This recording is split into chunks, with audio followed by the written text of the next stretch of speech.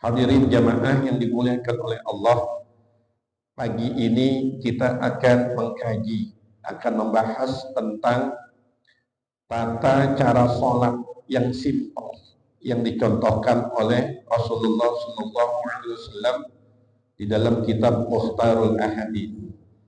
Kalau memungkinkan 2 hadis yang kita baca, kalau tidak kita akan mengkaji 1 bagian hadis saja tentang tata cara sholat yang simpel yang dicontohkan oleh Rasulullah. Bismillahirrahmanirrahim. Qala Rasulullah sallallahu alaihi wasallam, bersabda Rasulullah sallallahu alaihi wasallam, idza uqimatis sholatu, apabila telah didirikan sholat, artinya kita mau melaksanakan sholat, fakabbir, maka bertakbirlah. Ini yang dimaksud adalah takbiratul ihram, awal untuk memulai sholat dengan bertakbir. Kemudian tsumma qra' ma tayassara ma'aka minal qur'ani, kemudian bacalah apa yang memudahkan ma'aka bersama engkau minal qur'an, dari Al-Qur'an. Setelah kita membaca surah Al-Fatihah, kita melanjutkan lagi membaca surah yang lain, yang gampang-gampang aja, yang mudah-mudah aja, nggak usah yang tinggi-tinggi. Tsummarka hatta tatma'inna rafi'an, kemudian rukuklah hatta tatma'inna rafi'an, sehingga engkau merasakan tenang. Tumakninah artinya tenang. Rafi'an, dalam keadaan rukuk. Jadi setelah menyelesaikan bacaan surat setelah Al-Fatihah, kemudian melanjutkan dengan rukuk. Rukuknya tenang, enggak terburu-buru. Udah selesai, sumarfa hatta ta'tadila qa'iman. Sumarfa, kemudian bangunlah, hatta ta'tadila qa'iman, sehingga engkau berdiri dalam keadaan lurus. Bangun dari rukuk, kembali posisinya seperti posisi semula, berdiri dalam keadaan lurus. Iktidal, kita menyebutnya iktidal. Udah selesai bangun dari rukuk, berdiri, kemudian apa yang dilakukan berikutnya? Tsumma sujud, kemudian sujudlah, hatta tatma'inna sajidan, sehingga engkau merasakan tenang, sajidan, dalam keadaan bersujud.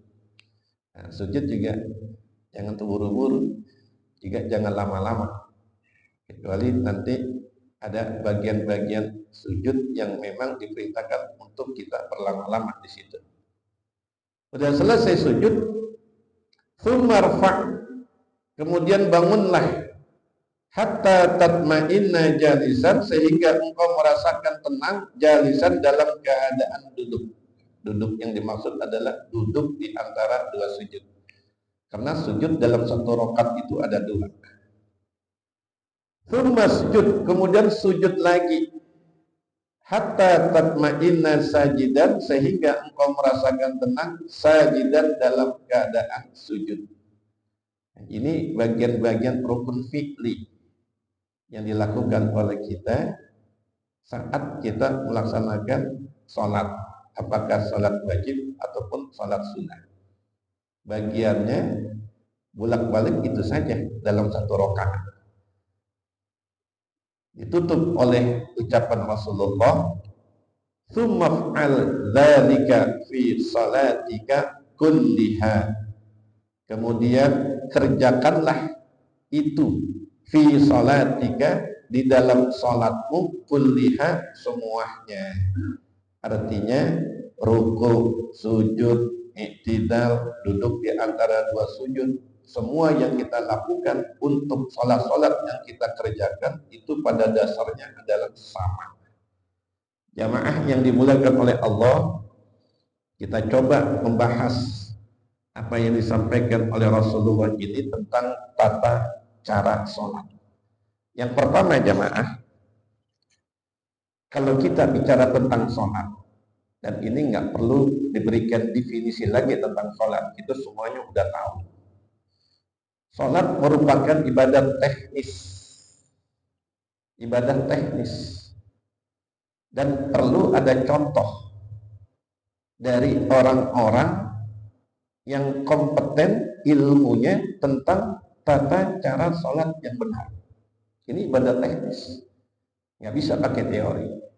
Kalau cuma sekedar teori, ilmu, kemudian nggak ada praktek, kita nggak tahu bagaimana tata cara sholat yang benar. Perlu orang-orang yang kompeten ilmunya untuk bisa kita lihat bagaimana tata cara sholat yang benar. Untuk bertemu Nabi kayaknya kagak mungkin, udah jauh masanya. Yang kita butuhkan dari mana? Sholat bisa kita ambil seperti sholat yang dicontohkan oleh Rasulullah. Itu bisa kita ambil dari ulama-ulama kita, dari guru-guru kita yang mengajarkan kita bagaimana tata cara sholat yang kita lakukan itu adalah benar. Makanya jamaah, di mana ada pengajian anak-anak, itu selalu diselipkan tentang tata cara sholat. Diajarin tuh anak-anak kita. Mungkin juga kita dulu pernah ngaji lekar namanya. Itu diajarin tata cara sholat dari awal, dibimbing dengan niatnya, dengan takbiratul ihramnya, dengan baca suratul Fatihahnya sampai selesai sholat itu dilakukan. Yang berikutnya jamaah, tata cara sholat tidaklah dengan dikira-kira dari seluruh gerakannya, ucapannya, dan perbuatan sholat yang semuanya itu ada di dalam istilah rukun sholat. Nggak bisa dikira-kirain aja, diestimasi. Oh mungkin kalau takbiratul ihram kira-kira begini bacaannya, nggak bisa. Al-Fatihah kira-kira begini ucapannya, asal-asal saja, nggak bisa. Harus ada contoh. Ruku mungkin dikira-kirain mungkin seperti nungging misalnya, nggak bisa. Sujud dikira-kirain seperti tidur tertelungkup, nggak bisa juga. Duduk di antara dua sujud dikira-kirain seperti jongkok, nggak bisa juga jamaah. Jadi tata cara sholat yang kita kerjakan ini itu mesti ada yang memberikan arahan, ada yang memberikan bimbingan. Bagaimana posisi berdiri ketika sholat, bagaimana niat ketika sholat, bagaimana ruku ketika sholat, bagaimana i'tidal ketika sholat, bagaimana sujud ketika sholat sampai berakhirnya itu sholat. Nggak bisa dikira-kirain. Jadi kita perlu belajar dengan guru yang memang ilmunya itu kompeten, sehingga sholat yang kita kerjakan sekurang-kurangnya persis apa yang dicontohkan oleh Rasulullah Shallallahu Alaihi Wasallam. Nggak bisa kita sholat menurut kemauan kita sendiri. Nah kemudian jamaah, bila hal ini dilakukan dengan dikira-kira misalnya, maka ibadah sholat menjadi ibadah hasil rekayasa, hasil pemikiran manusia, maka tidak memberikan nilai positif bagi umat Islam yang menjalankan. Dikira-kirain aja deh, oh mungkin caranya begini. Akhirnya sholat itu menjadi lucu, menjadi bahan ejekan. Misalnya nih, mohon maaf, orang Pancoran yang ada di sini, rukuknya beda dengan orang yang ada di Tegal Parang. Orang Mampang Perapatan sujudnya beda dengan sujudnya orang yang tinggal di Tebet. Orang Depok bacaan Al-Fatihahnya beda dengan bacaan Al-Fatihah yang ada di pasar Minggu. Akhirnya ibadah sholat itu menjadi permainan dan asal-asalan saja dikerjakan oleh umat Islam. Karena nggak punya standar bagaimana sholat yang seharusnya itu dikerjakan. Ya ada salahnya jamaah. Walaupun kita ini udah banyak usianya, kita pelajari lagi bagaimana tata cara sholat itu yang benar. Tapi saya nggak mau menguji. Nanti ada gurunya yang khusus untuk membahas tentang dan mengajari tata cara sholat yang masuk semuanya itu apa yang dicontohkan oleh Rasulullah.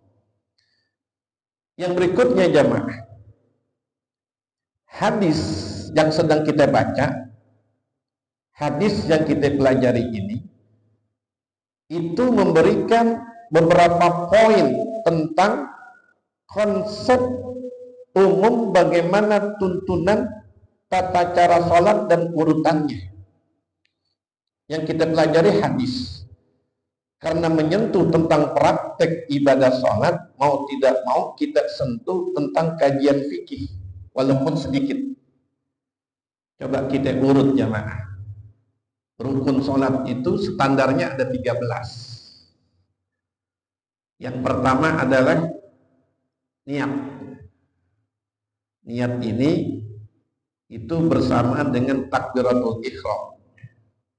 Jadi yang kedua nanti masuk rukun sholat adalah takbiratul ihram. Yang ketiga membaca suratul Fatihah. Fatihah menjadi rukun sholat. Yang keempat adalah berdiri. Sholat wajib itu hukumnya berdiri. Kalau sholat sunnah, walaupun kita sehat, itu dibolehkan untuk duduk. Masalahnya nanti ya nilai ukuran pahalanya aja yang kurang. Kalau sholat wajib nggak bisa ditawar. Kita dalam keadaan sehat, kita dalam keadaan gagah, kemudian kita duduk, maka sholat kita menjadi tidak sah. Harus berdiri.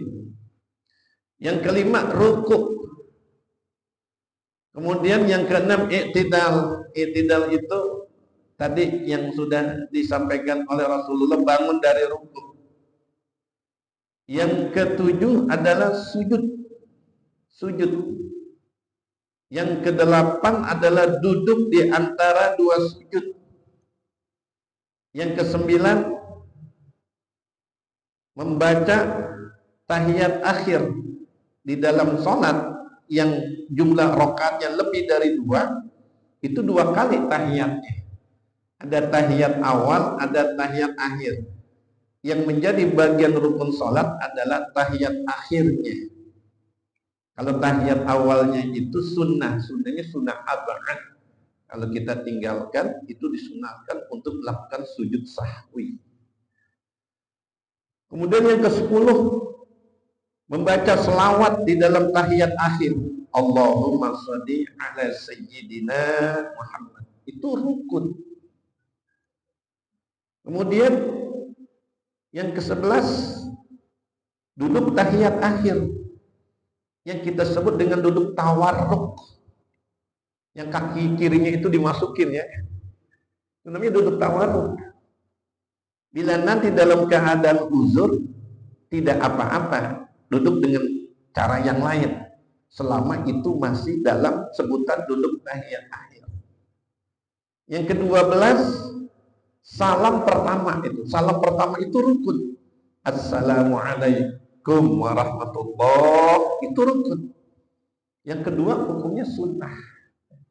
Jadi kita kalau udah kebelet nih, udah nggak tahan, cukup salam yang pertama. Setelah itu nggak melanjutkan salam yang kedua. Kalau dilanjutin salam kedua, nggak taunya buang gas, ya udah sholat itu batal. Iya. Yang ke-13 adalah tertib. Tertib itu artinya berurut. Yang pertama, yang kedua, yang ketiga, yang keempat sampai yang ke-12 itu di dalam rangkaian rukun-rukun sholat. Nggak boleh ngacak. Kalau ngacak sujud dulu, kemudian berdiri baru rukuk, wah itu berantakan. Ini sudah menjadi ketentuan di dalam melaksanakan ibadah sholat. Ulama-ulama kita itu menyusun, ada yang disebut dengan bagian rukun sholat, ada sunnah sholat, ada yang membatalkan sholat, ada yang makruh di dalam sholat, ada adab di dalam sholat. Itu semuanya yang kita lakukan sehari-hari saat kita melaksanakan sholat wajib atau saat melaksanakan sholat sunnah. Yang berikutnya jamaah, ada peta konsep yang simpel tentang ibadah sholat. Itu terangkum dalam 3 bagian rukun. Kalau secara keseluruhan rukun sholat itu ada 13. Kalau dibuat yang simpel lagi, konsepnya itu dalam sebuah peta itu hanya 3. Ada yang disebut dengan rukun qalbi. Rukun qalbi itu artinya niat. Kalau usolli fardhu subhi itu talafuz, lafaz. Niatnya itu muqtarinan, berbarengan pada saat takbiratul ihram. Allah, itu kita niat di dalam itu. Di dalam apa? Di dalam hati di sini. Niat sholat apa yang kita sedang kerjakan. Itu namanya rukun qalbi. Ini kajian fikih ya. Yang kedua, ada yang disebut dengan rukun qauli. Semua yang berkaitan dengan bacaan-bacaan sholat, dan bacaan sholat itu menjadi wajib hukumnya. Al-Fatihah itu wajib. Takbiratul ihram tuh jamaah Allah yang pertama ya. Yang pertama tuh Allahu Akbar, itu yang pertama. Takbiratul ihram itu wajib hukumnya, rukun. Selawat kepada Rasulullah yang ada di dalam bacaan tahiyat akhir, termasuk bacaan tahiyat akhirnya, itu menjadi bagian rukun qauli, rukun yang berhubungan dengan ucapan di dalam sholat.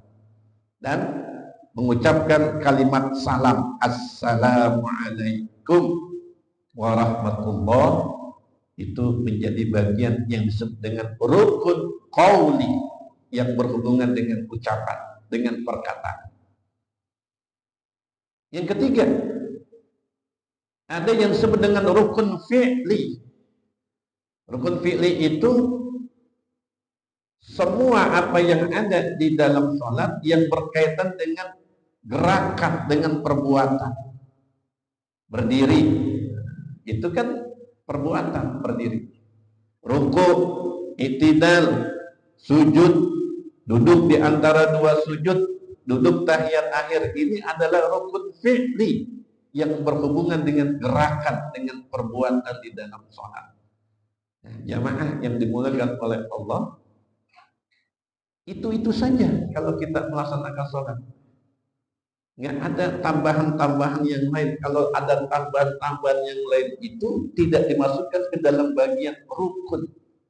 Nanti bisa dimasukkan ke dalam bagian adab atau dimasukkan ke dalam bagian sunnah-sunnah di dalam sholat. Yang berikutnya jamaah, di dalam hadis yang kita baca, selain ada pesan merangkum seluruh bagian tata cara sholat yang ada di dalam rukun sholat, yang kedua juga memberikan solusi buat kita mengambil, membaca, menghafal surat-surat yang standar saja. Itu dengan kalimat, kata Rasulullah, "Tsumaqra ma tayassara ma'aka minal Qur'an." Kemudian bacalah apa yang mudah bersamamu minal Qur'an, dari Al-Qur'an. Yang sederhana, yang standar, yang gampang, yang mudah untuk dibaca. Kalau terlalu tinggi, mohon maaf, tiba-tiba dia mogok bacanya, hafalannya. Jamaah yang di belakang belum tentu ada yang hafal ayatnya tuh. Bisa jadi menjadi apa? Menjadi gusar. Mau melanjutkan tapi nggak bisa. Imamnya juga bingung lagi nih, mau mencari yang mana lagi nih ayatnya. Akhirnya bacaannya semuanya menjadi kacau. Yang standar aja. Tadi Ustaz Hidayat sudah membaca, itu yang standar. Surat Asy-Syams dengan surat Al-Lail. Rata-rata kita di belakang tahu itu bacaannya. Begitu juga nanti surah-surah yang lain. Kecuali di belakang kita ini memang ada hafizul Quran. Kalau ada yang menghafal Al-Quran, boleh kita bacanya agak tinggi. Andai kata nanti mogok, yang di belakang itu bisa melanjutkan bacaan apa yang menyebabkan kita itu menjadi terhenti. Kalau tidak, yang standar aja. Makanya orang-orang dulu jamaah, kalau sholat itu suratnya dua itu. Namanya surat Qul. Yang pertama, Qul ya ayyuhal kafirun. Yang kedua, Qul huwallahu ahad. Itu aja tuh bolak-balik. Qul ya ayyuhal kafirun lagi, Qul huwallahu ahad lagi. Ada juga mungkin dia nggak konsentrasi, baca Qul ya ayyuhal kafirunnya itu nggak ketemu-ketemu itu. Karena ada beberapa kalimat yang diulang-ulang, akhirnya sulit untuk menemukan kalimat lakum dinukum waliyadin, muter. Yang mungkin pikirannya lagi nggak konsentrasi, akhirnya bacaannya itu menjadi kacau juga, padahal bacaannya pendek. Begitu juga ada yang membaca surah yang mirip-mirip ayatnya. Ini juga hati-hati jamaah. Surat yang mirip-mirip ayatnya itu mesti kita konsentrasinya penuh. Membaca surat wal asri itu pada kalimat illah, nyasarnya ke dalam surat at-tin itu. Illal ladzina amanu wa amilus solihati menjadi falahum ajrun ghairu mamnun, kelilingan itu. Jadi perlu konsentrasi. Nah, di dalam hadis ini memberikan solusi buat kita, bacalah, hafalah surat-surat yang mudah, yang gampang untuk kita pakai di dalam sholat. Apakah itu sholat wajib ataupun sholat sunnah. Yang ketiga, jamaah, pesan buat kita nih di dalam hadis yang kita baca. Ada hal yang penting di antara rukun sholat itu, terutama yang berkaitan dengan rukun fi'li. Apa yang dimaksud di sini? Yang penting yang ada di dalam rukun fi'li, yaitu tumakninah. Nih jamaah, tumakninah. Karena di dalam hadisnya sumarka hatta tatma'inna raqi'an. Ada kata-kata tatma'inna. Disebut oleh Rasulullah ada 4 tumakninah. Sekarang pertanyaannya adalah, apa itu tumakninah? Tumakninah itu artinya tenang. Tenang untuk dapat merasakan energi gerakan sholat dalam setiap rukun fi'li. Memang nanti ada beberapa tempat yang perlu tumakninah. Di situ kalau kita melakukannya dengan tenang, insya Allah itu ada energi gerakan sholat yang kita dapat. Karena itulah jamaah, kita melaksanakan sholat itu tidak dituntut harus cepat mau kemana sih, cepat harus terburu-buru. Ini praktek sholat tarawih nih ya, masih terjadi cepet terburu-buru. Akhirnya yang tua udah melonjak kagak bangun lagi deh, nggak kuat. Yang dituntut di dalam sholat itu adalah ketenangan, tumakninah itu. Ketenangan dari setiap berpindahnya gerakan sholat yang dilakukan dengan santai, pelan, hati-hati, tidak ceroboh, nggak gerabak gerubuk kalau kata orang Betawi. Lihat perbandingannya jamaah, seperti orang yang melakukan gerakan senam. Itu dilakukan dengan teratur, ikut aturan gerakannya. Pelan-pelan. Kan ada senam jantung itu yang diikuti oleh orang-orang tua. Nggak ada tuh gerakannya yang cepat seperti gerakan aerobik. Kalau yang ikut orang tua pakai gerakan aerobik, tulangnya udah pasti copot nanti. Tapi pelan-pelan. Ketika dia rukuk pelan-pelan, Allah, pelan-pelan. Dia baca dengan tenang bacaan subhana rabbiyal azimi wa bihamdi. Sekurang-kurangnya satu, disunahkan tiga. Bisa merasakan ketika ruku itu dengan membaca subhana rabbiyal azimi, kita bisa merasakan nikmatnya ruku.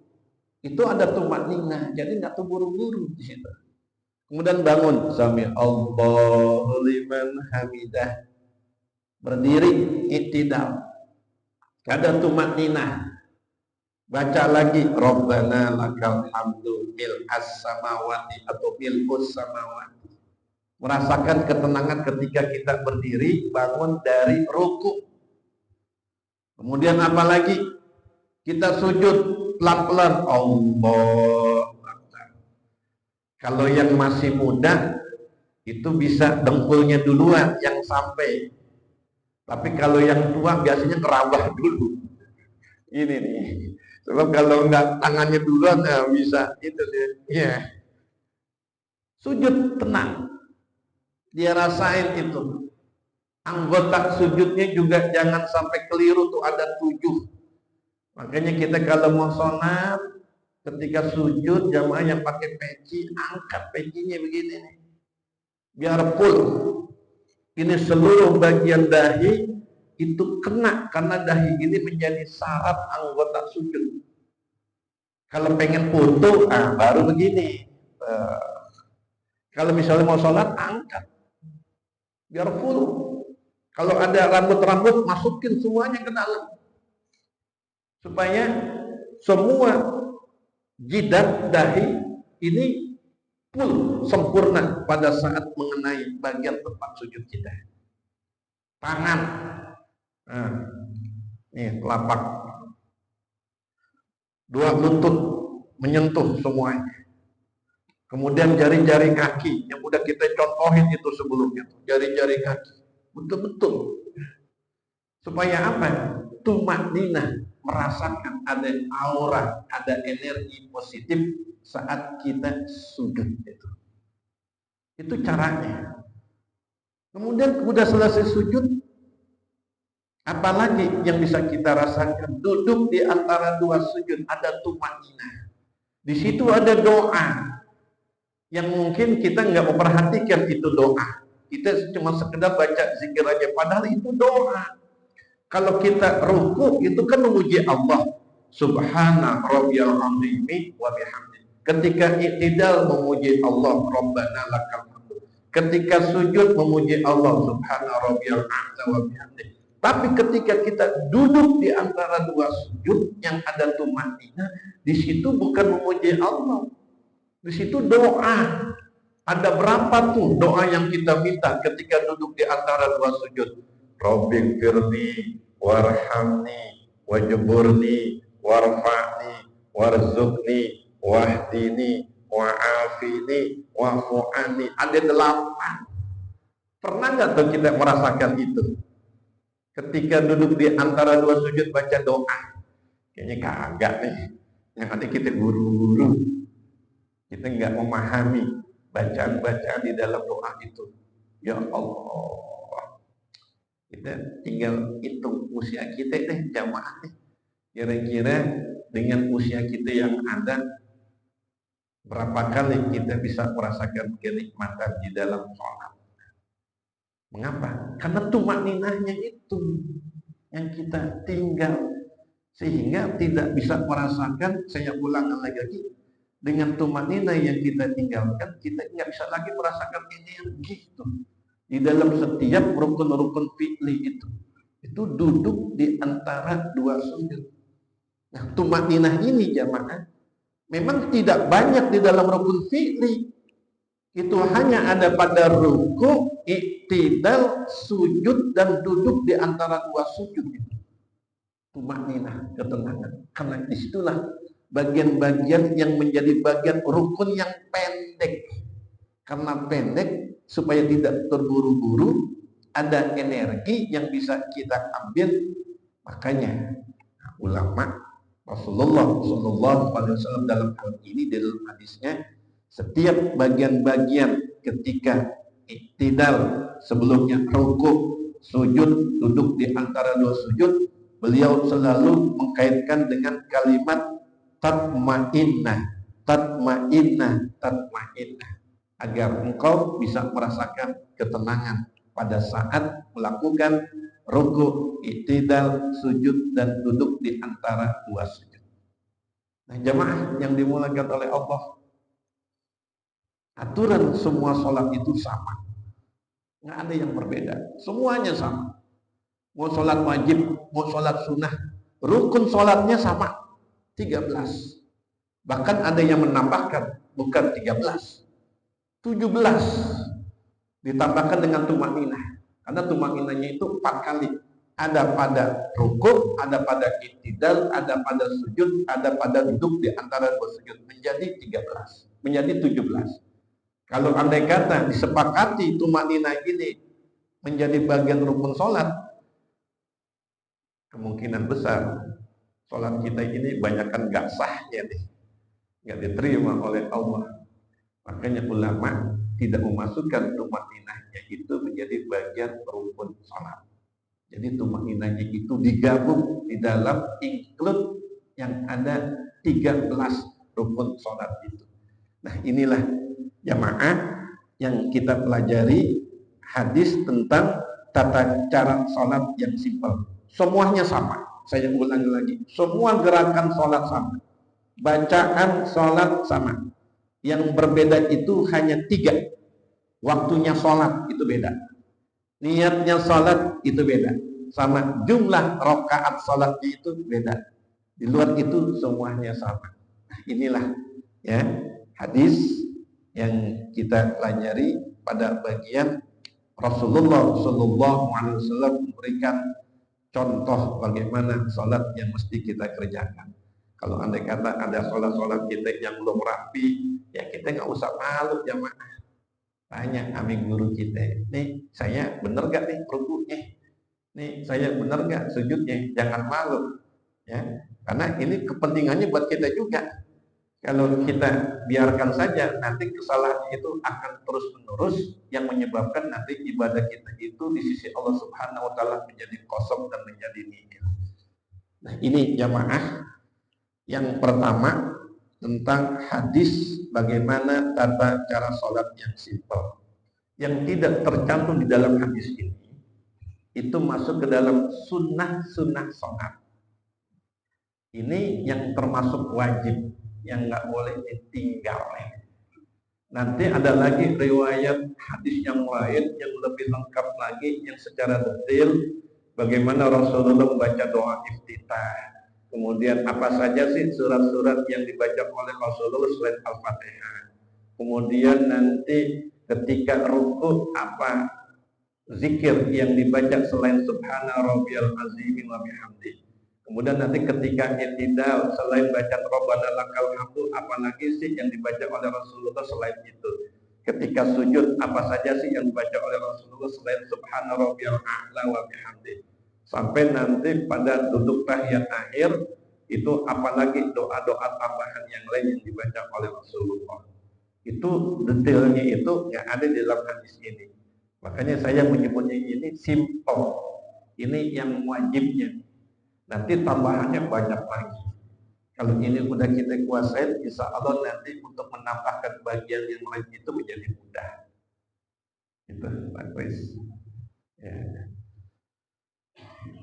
Baik jamaah, masih ada waktu, saya tambahin satu lagi hadis tentang adab makan ini. Berarti udah di luar tema sholat ya.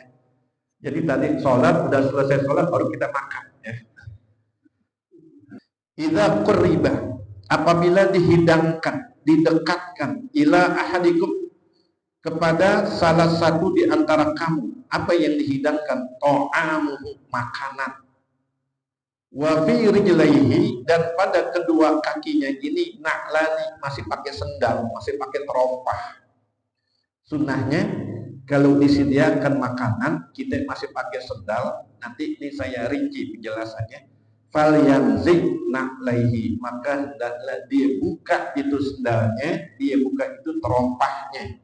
Jangan makan sambil pakai sendal atau pakai sepatu.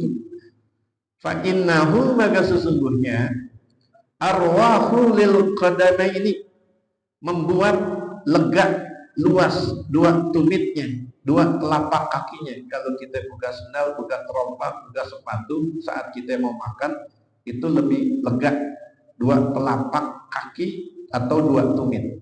Wa huwa minas sunnati, dan ini termasuk sunnah. Jamaah yang dimuliakan oleh Allah, mengapa ada adab ketika makan bersama? Ini makan bersama. Mengapa ada adab ketika makan bersama? Jawabannya adalah supaya kelihatan ada kebersamaan kalau makan bersama. Rapi, teratur, tertib, berkah saat makan bersama. Makanya kalau makan bersama enak. Kita makan sendiri, nggak nafsu di rumah. Udah cari aja orang ajak makan. Insya Allah jadi nafsu. Apalagi selesai ngaji tuh pakai makan rame-rame itu enak rasanya. Keberkahannya beda kita rasakan. Yang berikutnya jamaah, tidak ada adab bisa jadi saling berebut. Kalau nggak ada adab, makan rame-rame itu bisa jadi berebut. Bisa jadi nasi di nampan tumpah semuanya. Makan saling cepet-cepetan.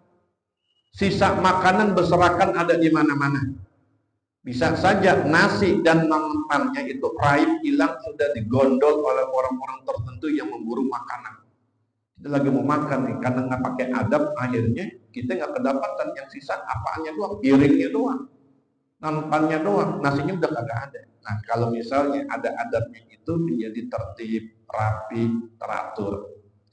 Yang berikutnya jamaah, salah satu pesan Rasul dari hadis ketika kita makan bersama adalah membuka terompah atau sendal. Kalimatnya adalah fal yanzi na'laihi. Apa tujuannya nih? Yang pertama, untuk kenyamanan ketika duduk di atas lantai. Coba kalau pakai sendal, pakai sepatu, pakai terompah, mau makan duduk di atas lantai, bagaimana tuh rasanya tuh? Nggak nyaman. Di zaman Rasulullah, makan bersama itu menggelar karpet. Nggak ada yang duduk di kursi, pakai meja, nggak ada. Jadi makannya itu gelar karpet di bawah. Dan tradisi ini masih terus terlihat di negeri Timur Tengah. Ya, kalau di Timur Tengah, bisa Hidayat ya. Tuh kalau makan itu di bawah gitu. Paling kursinya begini nih, sambil angkat kaki begini nih. Nggak ada yang duduk di kursi khusus kemudian pakai meja. Jadi semuanya itu di lantai makannya. Nah, untuk kenyamanan makanya diperintahkan buka sepatu, buka sendal, buka terompah. Yang kedua, memperluas tempat duduk di alas karpet sehingga dapat memberi ruang bagi jamaah untuk ikut bergabung makan bersama dalam satu nampan. Sekarang kalau masih pakai sendal, masih ada terompah, itu saya yakin ribet. Cobain aja dah. Kita mau makan pakai sendal, pakai terompah, itu ribet. Kaki kita nih jamaah, kaki kita nih, itu nggak bisa kita tekuk, nggak bisa kita lipat. Akhirnya makan tempat tidak dapat orang lain makan bersama kita. Kita pengen duduk begini gak enak, ada terompah sendal kita. Kita mau begini juga nggak enak, serba salah jadinya tuh. Kalau kita nggak membuka terompah, nggak buka sendal, nggak buka sepatu, adabnya buka. Yang ketiga, menghindari dari terkena najis. Seandainya ada najis pada terompah atau sendal yang kita pakai. Nah, kalau misalnya ada sendalnya najis, ada terompahnya najis, akhirnya mengotori karpet atau tikar. Apalagi najisnya ini kategorinya najis mogok langsung. Nah, ini bisa menyusahkan tuan rumah, bisa menyusahkan pengurus pada saat kita makan bersama-sama. Nah, inilah tujuan mengapa Rasulullah SAW berpesan seandainya kita diajak makan di tempat terbuka yang duduk beramai-ramai kayak gini nih, nah itu sunnahnya buka sendal, buka terompah atau buka sepatu dulu, kemudian baru kita duduk bersama untuk menikmati hidangan yang disajikan. Inilah jamaah dua hadis yang kita pelajari, mudah-mudahan banyak memberikan ilmu untuk kita dan insya Allah memberikan pencerahan baik yang berhubungan dengan ibadah sholat, juga adab pada saat kita mengikuti makan bersama dengan jamaah yang lainnya.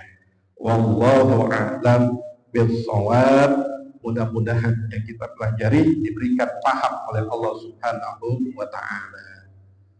Mudah-mudahan semuanya itu menjadi contoh buat kita. Kita tutup dengan doa. Apa yang sudah kita pelajari semoga ini bermanfaat. Urusan-urusan kita dimudahkan oleh Allah. Rezeki kita, penghasilan kita, usaha kita ditambahkan, diluaskan yang halal, yang berkah, yang banyak. Kita semua dijaga, dipelihara, dilindungi minal fitan wal mihan ma zahara minha wa ma batan. Yang sakit siapa saja kita doakan Allah angkat penyakitnya, disehatkan badannya, dipanjangkan umurnya. Allah memberikan obat yang terbaik untuk kita dan juga untuk mereka. Umur usia kita yang masih ada, Allah jadikan umur usia yang banyak mendatangkan keberuntungan, keberkahan, kebaikan fid din wad dunya wal akhirah.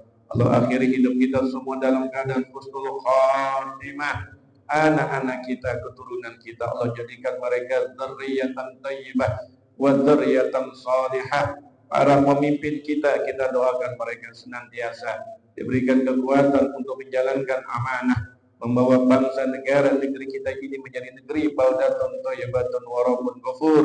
Saudara-saudara kita yang ada di Palestina, umat Islam yang ada di dunia ini, mudah-mudahan senantiasa dijaga, dipelihara oleh Allah minal fitan wal mihan ma zahara minha wa ma batan. Seluruh jamaah haji kita doakan, mereka yang sudah berada di kota Madinah, yang sudah berada di kota Mekah, Allah berikan mereka semuanya sehat walafiat. Allah berikan keselamatan pergi pulangnya, Allah berikan kekuatan, Allah berikan kemudahan, Allah jadikan haji mereka haji yang makbul, haji yang mabrur. Kita yang mendoakan yakin suatu saat Allah akan berikan kemampuan kepada kita untuk bisa sampai ke tanah suci Makkah Madinah dalam rangka melaksanakan ibadah haji dan ibadah umrah. Ala hadhihi niyyah al-Fatihah. Alhamdulillahi rabbil alamin. Hamdan yuwafi ni'amahu wa yukafi'u mazidah. Allahumma salli wa sallim wa barik ala sayyidina Muhammadin وعلى آله سيدنا محمد. اللهم أغننا بالعلم وزينا بالحلم وأكرمنا بالتقوى وجملنا بالعافية. ربنا تقبل منا إنك أنت السميع العليم وتب علينا إنك أنت التواب الرحيم. وصلى الله على سيدنا محمد وعلى آله وصحبه وسلم والحمد لله رب العالمين. Amin. Mohon maaf. Wassalamualaikum warahmatullahi wabarakatuh.